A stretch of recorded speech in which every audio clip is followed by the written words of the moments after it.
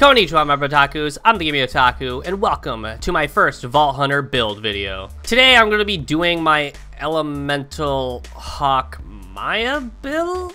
I'm still working on the name. For those on PC, this build will be up for download, and the link is in the description below in case you want to play on it for yourself. So first thing you need to know is the main attraction here is elemental damage. More specifically, fire with a dazzle of corrosion. So starting with skills, there are 4 main skills that make this build. Converge, Cloud Kill, Helios, and Ruin. Converge so you can pull all nearby enemies to your phase lock target, and Ruin and Helios together will then apply fire, shock, corrosive, and slag damage to all enemies near the previously mentioned target. And keep note, we're mainly using Ruin for its ability to slag multiple enemies at once, thus allowing the other elements and yourself to deal more damage. Cloud Kill is just a cloud of corrosive damage emanating from the last enemy you shot that can deal damage to nearby enemies, which also comes in handy with all those enemies you just sucked into one spot. Other good skills that help this build excel would be Flicker and Immolate. Flicker just allows you to proc elemental damage more often, and Immolate gives your bullets fire damage when you're in fight for your life, thus making it easier to get back up. But before we talk loot, I shall address the big question. This build can indeed be used for raiding solo, but not for every raid boss. The raid bosses you can definitely take on with this build would be Hyperius, Master Gi, Dexidius, Terramorphous, and Pyro Pete. And I'm not saying that the dragons aren't possible, it's just that I'm so bad at the game that I personally cannot do it. So if you can, more power to you.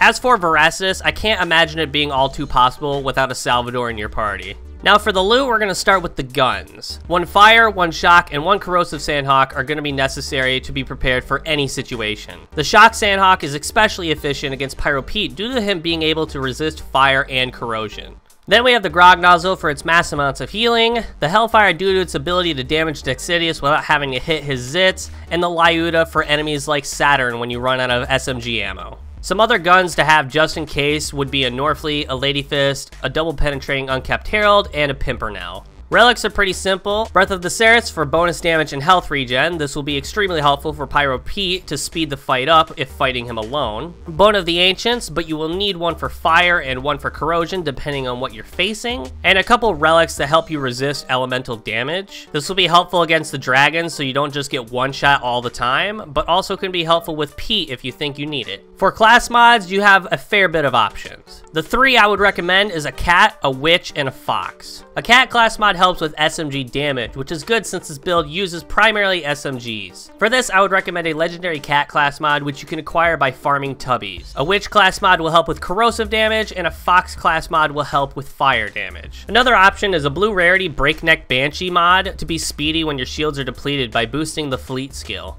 Then there's the Slayer of Terra mod for another possible fire damage booster that also increases your max health. All these class mods focus on boosting the same skills such as Flicker, Helios, Reaper, Accelerate, Mind's Eye, Foresight, and Ward, which are all good skills to focus on for this build by boosting stats such as elemental damage and proc chance, crit damage, fire rate, and gun damage. Grenades are also pretty simple. A longbow slag crossfire is great for slagging multiple enemies at once. I would suggest getting a lower level one in normal mode so it deals little to no damage to you come OP8. You can then choose between a Firestorm, Chain Lightning, Stormfront, or Quasar to combo with your Grog Nozzle. All of these apply constant damage that will heal you as long as you have the Grog Nozzle out, but I lean towards the Firestorm since it's, fire damage. For shields, there are a lot of options, but the Bee is going to be your best option for solo raiding due to the extra damage it gives when full.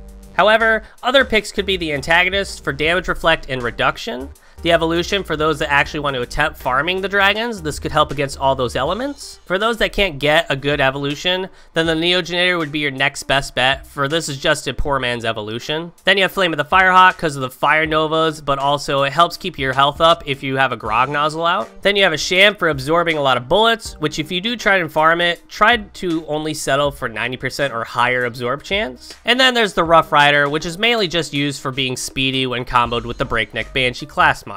To end this video, I'm going to add a sped up run of Hyperius to kind of show off the build a little.